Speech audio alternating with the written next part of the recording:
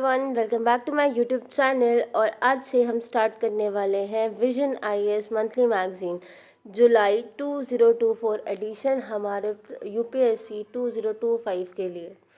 ठीक है, अगर आपने चैनल को सब्सक्राइब नहीं किया है तो पहले प्लीज़ चैनल को सब्सक्राइब कर दें और चैनल के साथ जुड़ जाएं। इधर हम पूरे करंट अफेयर्स को कंप्लीट करने वाले हैं, वो भी बहुत ही इजी वे में। तो आज हम स्टार्ट करेंगे पॉलिटी एंड गवर्नेंस, जहाँ पे हमारा पहला टॉपिक होने वाला है स्पेशल पैकेजेस के बारे में। अब स्पेशल पैकेजेस न्यूज़ में इसलिए है क्योंकि अभी चीफ मिनिस्टर्स जो हैं बिहार और आंध्र प्रदेश के, उन्होंने डिमांड किया है स्पेशल फाइनेंशियल पैकेजेस उनके स्टेट्स के लिए। तो भाई अब ये अचानक से डिमांड नहीं कर रहे हैं, ये डिमांड इसलिए कर रहे हैं क्योंकि स्पेशल पैकेजेस जो हैं वो प्रॉमिस किए गए थे बिहार और आंध्र प्रदेश गवर्नमेंट के लिए यूनियन बजट 2024 एंड 25 में। अब अनाउंसमेंट्स में क्या क्या चीज़ें की गई थी वो हमें ज़्यादा जानने की ज़रूरत तो नहीं है, पर हम देख लेते हैं फॉर नॉलेज, क्योंकि यहाँ पे इरिगेशन और फ्लड मिटिगेशन के लिए कुछ फाइनेंशियल सपोर्ट कहा गया था 11,500 करोड़ का। प्रोजेक्ट्स जैसे कि कोसी और मेची इंट्रा स्टेट लिंक और अदर स्कीम्स बिहार में। अब कोसी रिवर के बारे में तो हमने सुना हुआ है, क्योंकि इसको सॉरो ऑफ बिहार भी कहते हैं, ये बहुत सारा फ्लड लाता है। लेकिन क्या आपने मेची रिवर के बारे में सुना है? अगर नहीं सुना है तो जाने कि मेची जो है वो एक महानंदा जो रिवर है उसकी ट्रिब्यूटरी है, और मेची जो है एक ट्रांस बाउंड्री रिवर भी कहलाती है। किस किस के बीच में? नेपाल और इंडिया के बीच में। अब पूर्वोदया, विकास भी विरासत भी, है ना। ऐसे कुछ पैसा इन्होंने प्रॉमिस किया है कि हम जो ईस्टर्न पार्ट है इंडिया का, जैसे कि बिहार, झारखंड, वेस्ट बंगाल, उड़ीसा, आंध्र प्रदेश, इनके इनमें इकोनॉमिक अपॉर्चुनिटीज़ को जनरेट करने के लिए भी कुछ फंड करेंगे। और आंध्र प्रदेश रीऑर्गेनाइजेशन एक्ट के बारे में आप जानते होंगे, हमने पिछले वीडियोस में भी डिस्कस किया है। उससे क्या हुआ था, तेलंगाना और आंध्र प्रदेश दोनों बाइफरकेट किए गए थे। तो इसलिए आंध्र प्रदेश को कुछ उसको पैसे देंगे ये लोग फाइनेंशियल सपोर्ट के लिए। बोला है उन्होंने 15,000 करोड़, है ना, अरेंज किए जाएंगे फाइनेंशियल ईयर 24 और 25 में। और जो पोलावरम इरिगेशन प्रोजेक्ट है आंध्र प्रदेश में, वो भी कंप्लीट करवाया जाएगा। और एसेंशियल इंफ्रास्ट्रक्चर जैसे वाटर, पावर, रेलवेज, रोड्स, है ना, कोपर्थी नोड पर, Visakhapatnam Chennai industrial corridor, Orvakal node on Hyderabad Bengaluru industrial corridor, ये सब भी प्रोवाइड करवाया जाएगा। अब ये तो रही हमारी सिर्फ नॉलेज वाली बात। अब हमें हमारे मेंस के लिए अगर क्वेश्चन आता है तो हमें एक इंट्रो तैयार करना होगा पहले से ही। अगर हमें स्पीड मेंटेन करनी है हमारी मेंस एग्जामिनेशन में, तो हम पहले से ही क्या जानना चाहिए हमें कि स्पेशल पैकेजेस जो है उनको डिफ़ाइन कैसे करें। स्पेशल पैकेजेस जो हैं वो रेफ़र किए जाते हैं ऐसे स्टेट्स के लिए जो फाइनेंशियल सपोर्ट हम प्रोवाइड करते हैं ना, जो किसी भी प्रकार का जोग्राफिकल या सोशो इकोनॉमिक चैलेंज को फेस कर रहा हो। ठीक है, आपको मालूम है कि सेंटर जो है वो सारे स्टेट्स को कुछ फाइनेंशियल एड देती है, लेकिन उस फाइनेंशियल एड के बाद जो एक्स्ट्रा ऑफरिंग होती है उसको हम क्या बोलेंगे? Special package. अब क्या कॉन्स्टिट्यूशन में इसका कोई प्रोविज़न है? जी हाँ, कॉन्स्टिट्यूशन में इसका प्रोविज़न दिया गया है आर्टिकल 371A से लेकर H तक।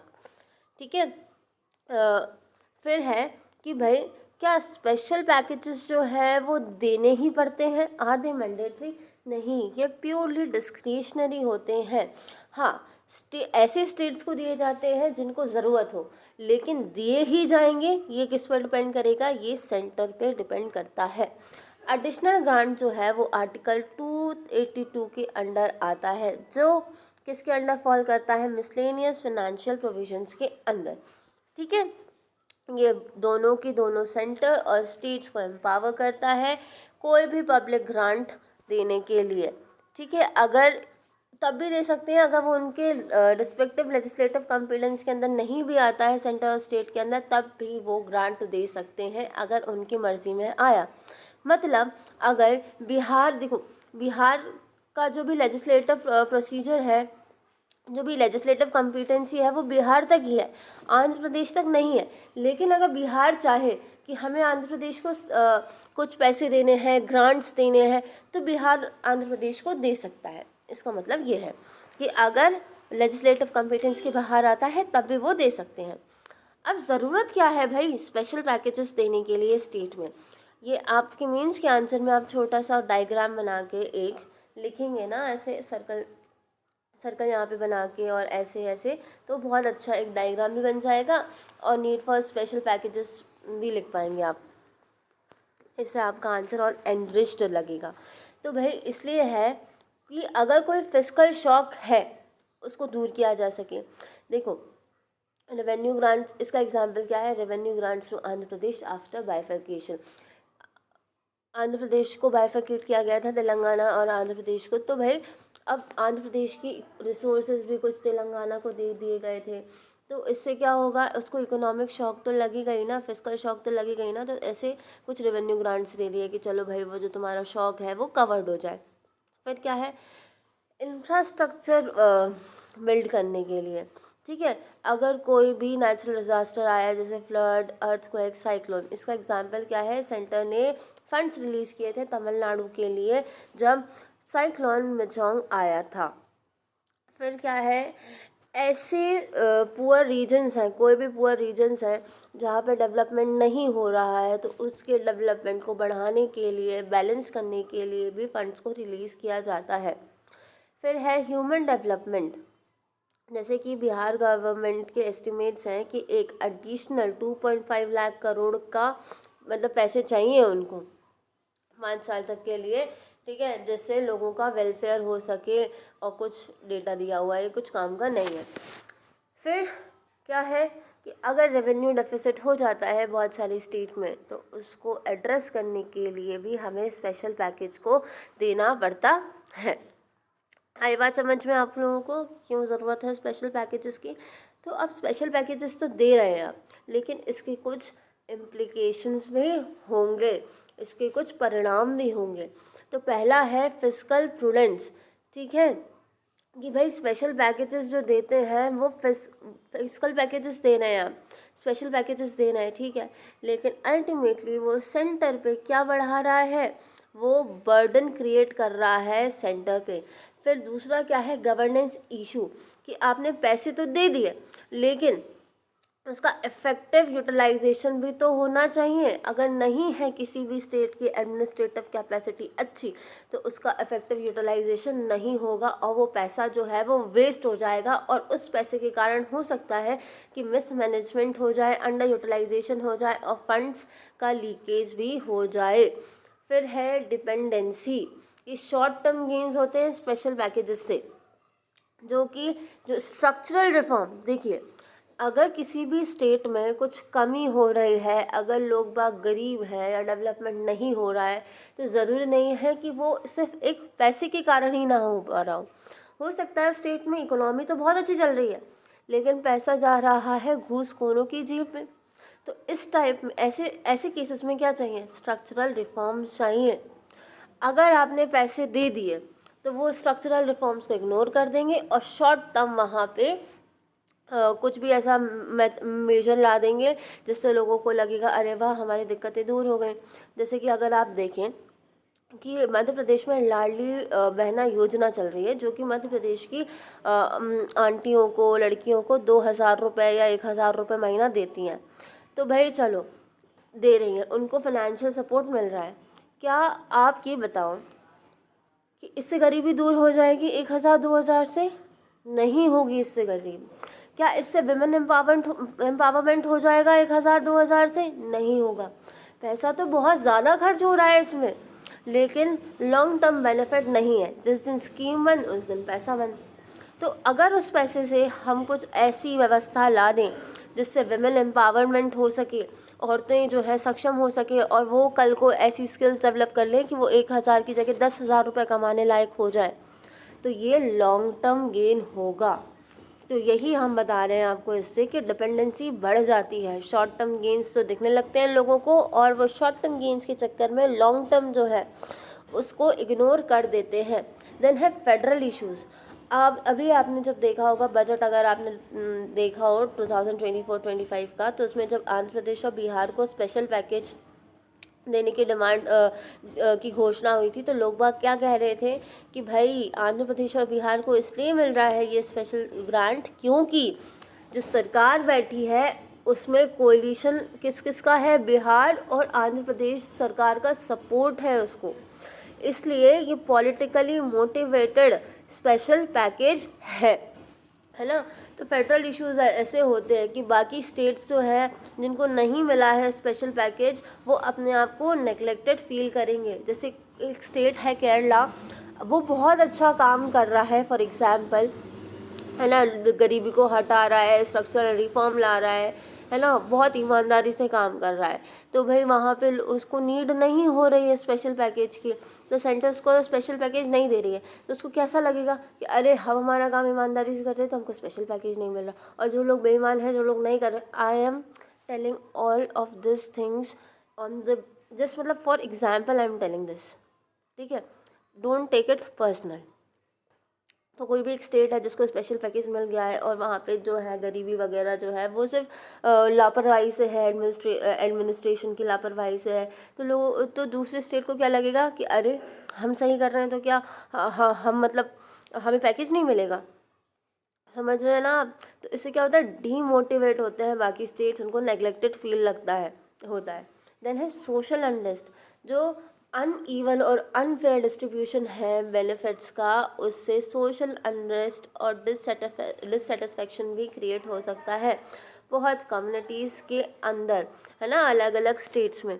तो ये सब क्या थे, हमारे इम्प्लीकेशंस थे स्पेशल पैकेज के।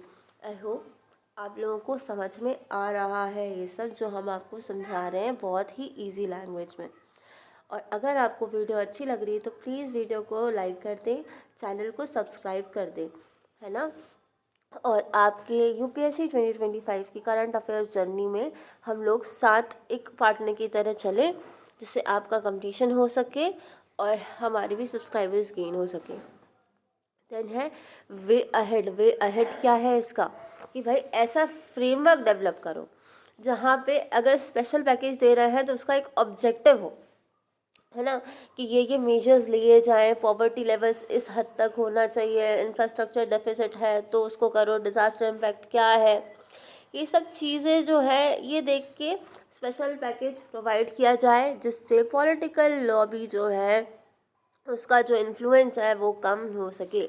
देन कस्टमाइज डेवलपमेंट प्लान्स, एक ऐसा create customise initiatives to meet each state specific needs, है ना, हर स्टेट की जो स्पेसिफिक नीड्स हैं वो पूरी हो सके, ना कि सिर्फ एक दो को स्पेशल पैकेज दे दिया and then we are done, है ना।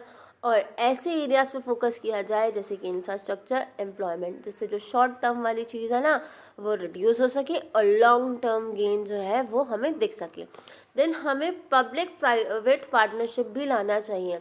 जब हम प्राइवेट सेक्टर को एंगेज करेंगे तो उससे एडिशनल फंडिंग भी होगी, और एडिशनल फंडिंग के साथ साथ हमें एक्सपर्टाइज भी मिलेगी, जिससे हमारा जो सेंटर पे फिस्कल बर्डन है वो रिड्यूस हो सकेगा। देन है मॉनिटरिंग करो। आपने पैसा नहीं है, ये नहीं होना चाहिए कि आपने स्पेशल पैकेज दे दिया and then you are done, आप भूल गए, नहीं, ये तो पॉलिटिकली मोटिवेटेड हो जाएगा कि अरे बस आपने डायरेक्टली घूस ही दे दी है। आप उसको मॉनिटर करो, एवेल्युएशन मैकेनिज्म लाओ कि हमने पैसा दिया है तो वो एफिशिएंटली यूज़ हुआ है या नहीं हुआ है। इन सब चीज़ों से क्या होगा, स्टेट की जो एडमिनिस्ट्रेटिव एफिकेसी है वो बढ़ेगी और जो लीकेजेस हैं फंड के वो कम होंगे, फंड्स का इफेक्टिव यूटिलाइजेशन भी होगा।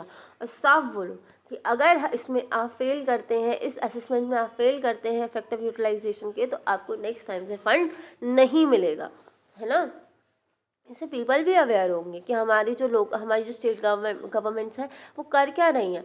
देन आता है डिसेंट्रलाइजेशन, कि बाय प्रोवाइडिंग ग्रेटर, अब देखो क्या हो रहा है, जैसे जीएसटी ला दिया, इससे काफ़ी स्टेट्स की जो है फिस्कल ऑटोनॉमी जो है वो हॉल्ट हुई है ना।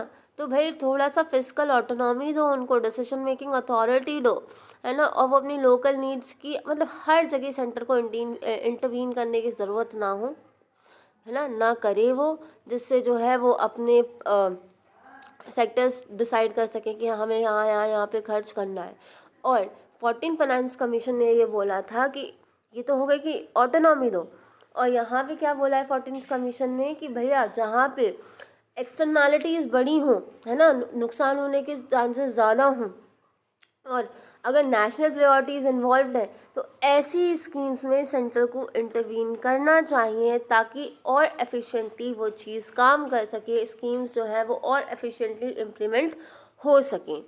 ठीक है, तो ये हमने आज डिस्कस कर लिया है हमारे स्पेशल पैकेज के बारे में मेंस और प्रीलिम्स पर्सपेक्टिव से। मेंस तो आपको समझ में आ गया कि क्या क्या पूछेंगे, प्रीलिम्स में इसमें से ज़्यादा क्वेश्चन नहीं बनते हैं, बस ये 2 आर्टिकल आप ध्यान में रखें, कौन सा 371H A2H और 282, ये आप ध्यान रखें।